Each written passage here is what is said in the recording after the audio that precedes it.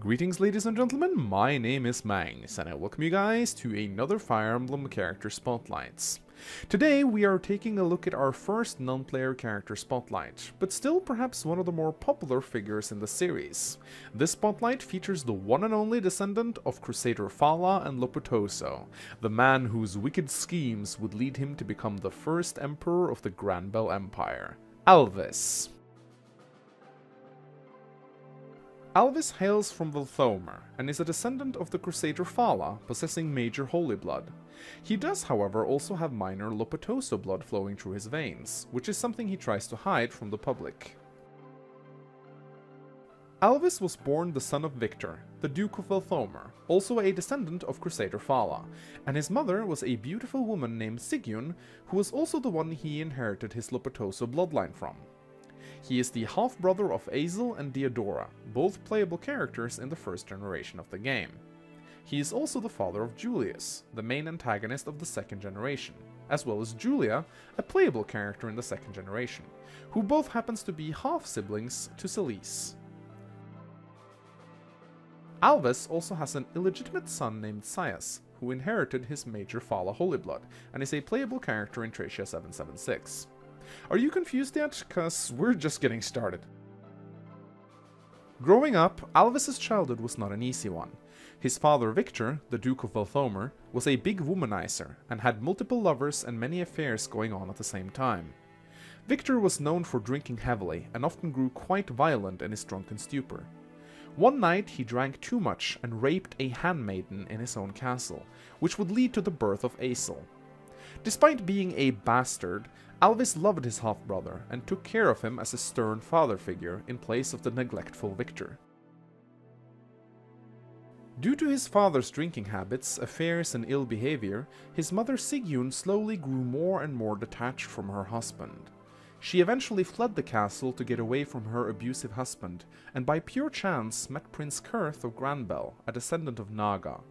The two of them fell in love, something that would later result in Alvis's half-sister Diodora being born, a child possessing both minor Loptyr and major Naga holy blood, a disastrous combination that would play a very important role in the events to come.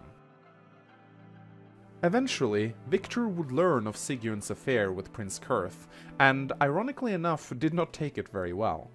After writing a letter denouncing her and Kurth, he committed suicide by hanging himself.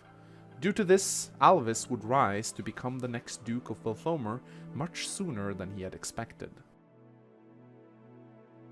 Alvis, unlike his father Victor, turned out to be a strong and skilled ruler.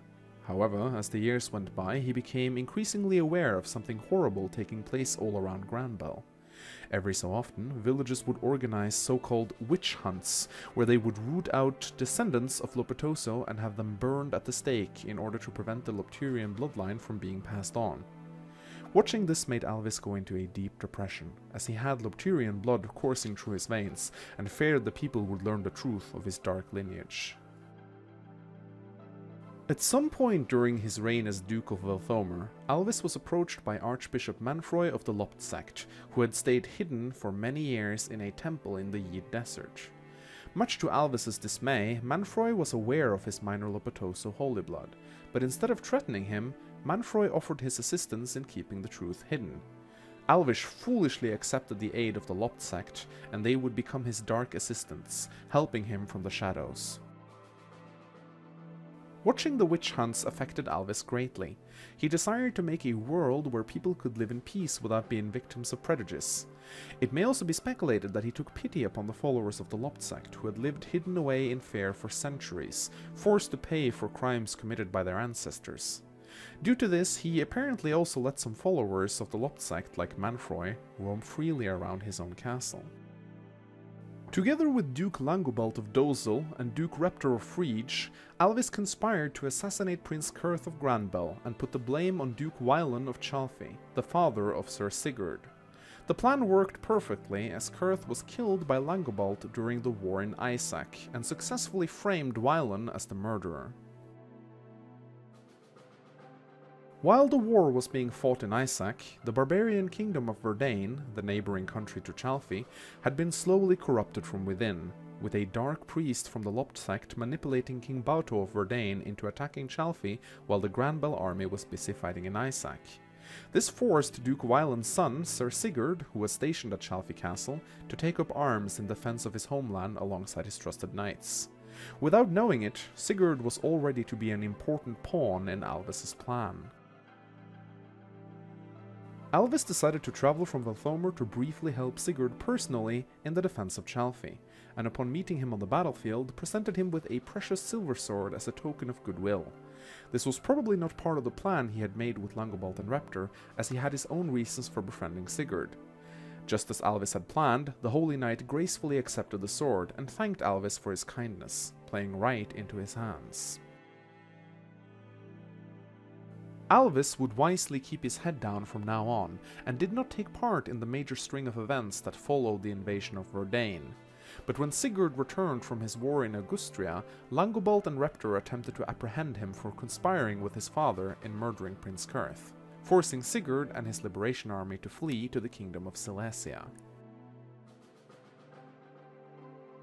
During this time, something happened to Alvis that he had not foreseen. Outside his castle walls, he stumbled across an unconscious woman lying in the sand. Carrying her inside to take further care of her, he learned that she had suffered from amnesia and did not remember anything save her own name, Diodora.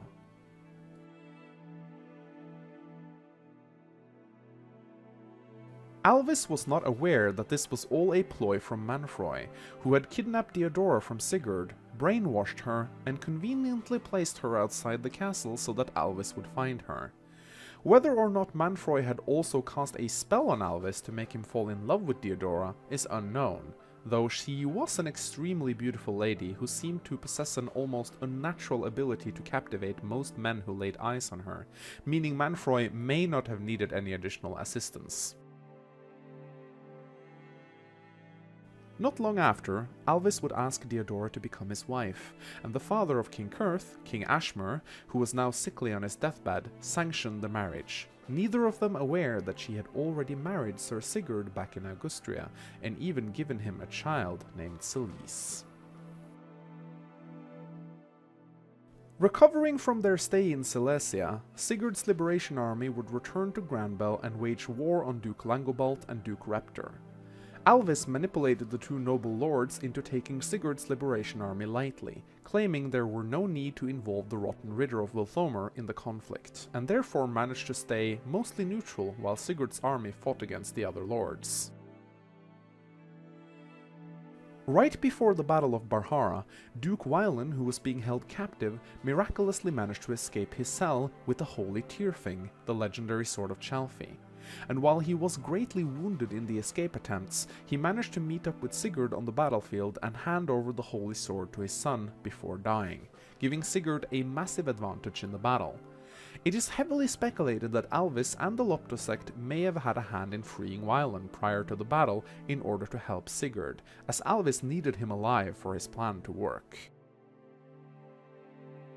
Just as Alvis had planned, Sigurd's liberation army clashed with Duke Langobald's army and won a decisive victory, crushing the head of House Dozel before continuing through the Yid Desert to take on Duke Reptor of Frege.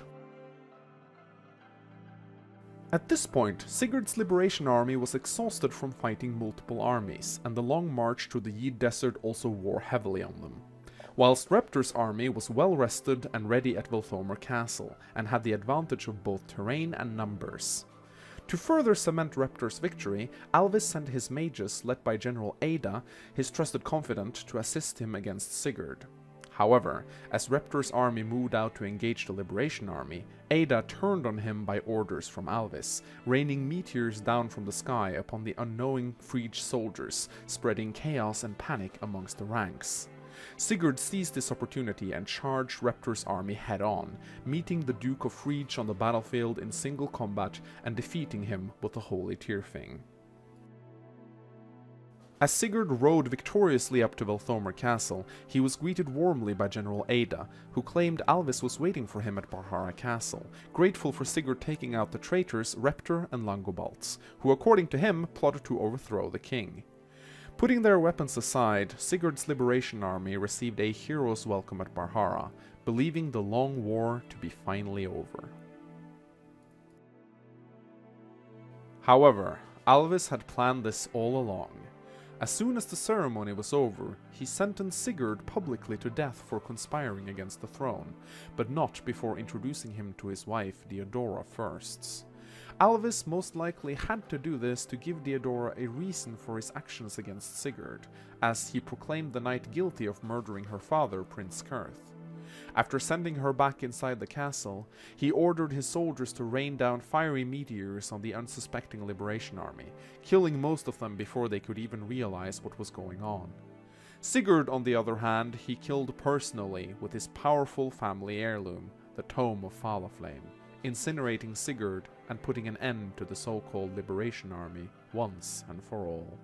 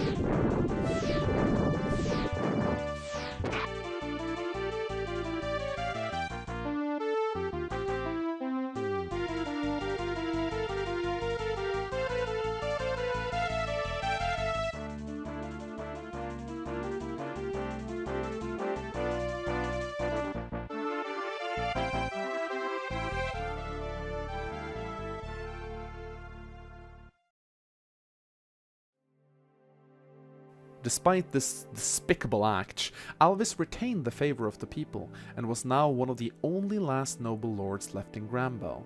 His plan had worked perfectly. Through sheer cunning and a little assistance from the Loptyr sect, he had manipulated the powerful lords into killing each other, allowing him to pick up the scraps. Shortly after King Azmur died from his illness, Alvis, with the overwhelming support of the people, crowned himself the first Emperor of the Grannvale Empire. Everything seemed to have played out the way Alvis wanted, but he forgot to consider one tiny detail: the Loptyr sect, led by Archbishop Manfroy, who had schemed and manipulated him from the very start.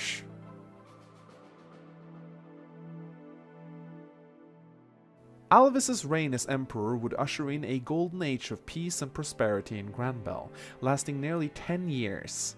During this time, he fathered 2 children with his wife Diodora, Julius and Julia. Julia inherited the Naga blood from her mother Diodora, but his son Julius would not be quite so lucky.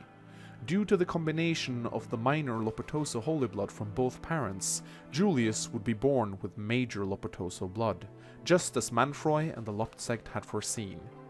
It is never fully explained if Alvis was aware of his son's dark heritage, as the markings of holy blood is not always visible to the eye.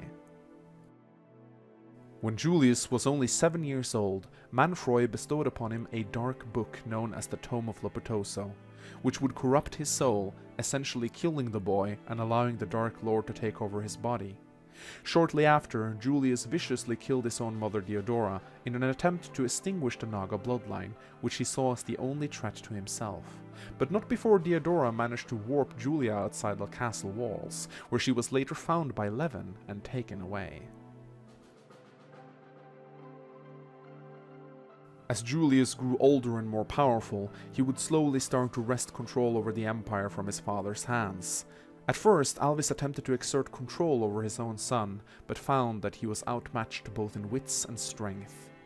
Slowly but surely, the followers of the Dark God started crawling out from their hiding places all over the world, and initiated horrific child hunts to create more followers for their Dark Empire. Piece by piece, Alvis would lose his own people to the Dark Church, which just seemed to grow stronger and stronger with each passing day. At some point, Alvis put 2 and 2 together and figured out that his son Julius was possessed. He then attempted to banish the child by force, but failed miserably. Defeated and ashamed, he realized there was nothing more he could do. He had been fooled and deceived by Manfroy from the start, and resigned himself to the role of a puppet emperor that would bow down to the will of the Loptyr Church at any turn. As the Dark Church rose to complete power in the Empire, Grannvale was now slowly being devoured from within. Children were taken from their homes to be brainwashed and raised as disciples of the Dark God. Entire cities were wiped out for protesting against the Loptyr Church, and eventually a liberation army would form and rise up to challenge the Empire's rule. This army was being led by none other than the son of the man Alvis had killed to become emperor, the son of Sir Sigurd of Chalfie and half-brother to Julius, Saias. As Saias' liberation army slowly made its way out of Isaac, it grew stronger and stronger with each victory over the Empire. Still, Julius, who was now referred to as the Dark Emperor, was not concerned, as he did not think a descendant of Baldo would be able to pose a threat to the Empire, and was more obsessed with finding Julia. This allowed Saias' liberation army to win victory after victory until it had grown so strong that it was marching right into the heart of the Empire itself. As the Liberation Army was nearing Chalfie Castle, where Alvis was stationed, Manfroy returned with Julia, who he had successfully abducted from Saias' Liberation Army. Alvis was powerless to do anything to save his daughter, and could only watch as Manfroy took her away. This moment made Alvis realize that he had to do whatever he could to assist Saias. He sent Bishop Palmark, who had formerly served under Sir Sigurd, out with several children gathered from child hunts in the local area, and gave him the Tyrfing, telling him he should know what to do with it once he encountered Saias. Palmark obliged and took the children with him, but shortly after Manfroy discovered Alvis' treachery and sent a group of Loptyrian priests to hunt them down. Luckily, Salice's liberation army arrived just in time to catch up with the Dark Priests before they could reach the children. Bishop Palmark passed the Holy Sword of Tyrfing on to Salice, who would ride to Chalfie Castle, where Alvis was waiting for him. There, the tome of Falaflame would clash with the Holy Sword of Tyrfing outside the gates of Chalfie in a blazing inferno, and the Emperor of Grannvale fought a long, decisive battle against the Prince of Light. In the end, however, the Emperor lost and was killed by Salice, who finally got to avenge his father. The final words coming out from the Emperor's bloody lips was the name of his beloved wife Theodora and his daughter Julia.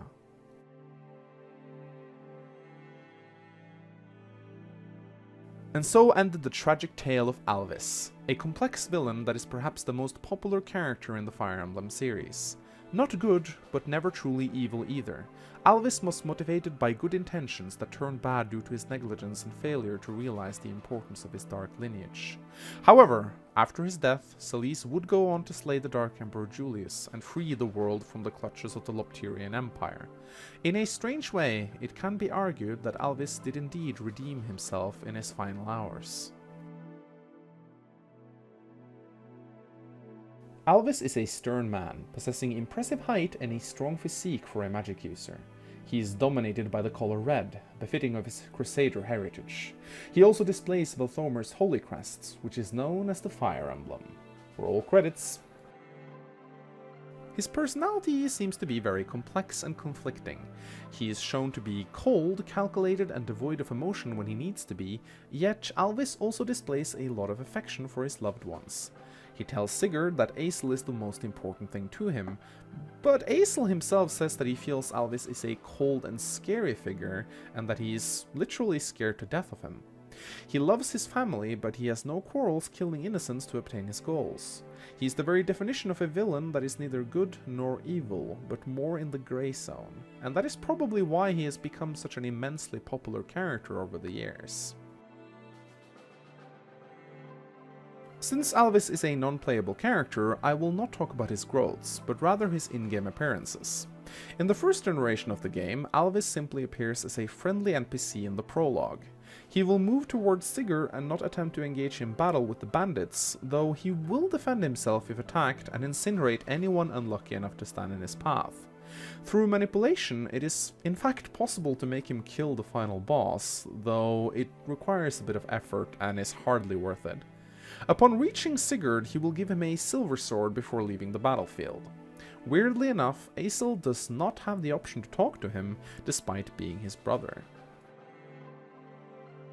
Alvis appears again as a boss in Chapter 10, and has gotten considerably more dangerous. He has lost his continue skill, but has instead gained Big Shield and Charisma. Due to his new Emperor class, he now also has Captive Defense, and insanely high stats in all other areas except for luck. With 5 leadership stars and charisma, Alvis will boost the hit and avoid of himself and all of his units within tree spaces by 60%, making the meteor mages around him particularly dangerous. Combining all of his stats and bonuses, he becomes quite devastating. He deals a total of 70 magical damage, meaning that a unit needs to have a lot of resistance to go up against him. His chance to hit is 200%, and he has an avoid of 124%. He has both 40 defense and 40 resistance, and he heals himself for 15 hit points each turn thanks to the gates. He also has a 30% chance to block and negate all incoming attacks thanks to his big shield, and thanks to his awareness, he also possesses immunity to critical hits and sword skills. Going up against the Emperor himself requires a character to be able to survive a 70 damage Falaflame hits. As long as they can do that, they are completely safe, as Alvis will never attack twice. Characters capable of surviving safely are Salice with his Tyrfing, Alice with his Mistletoe, Faval with his Ichival, or possibly Seti or Arthur if they are trained well.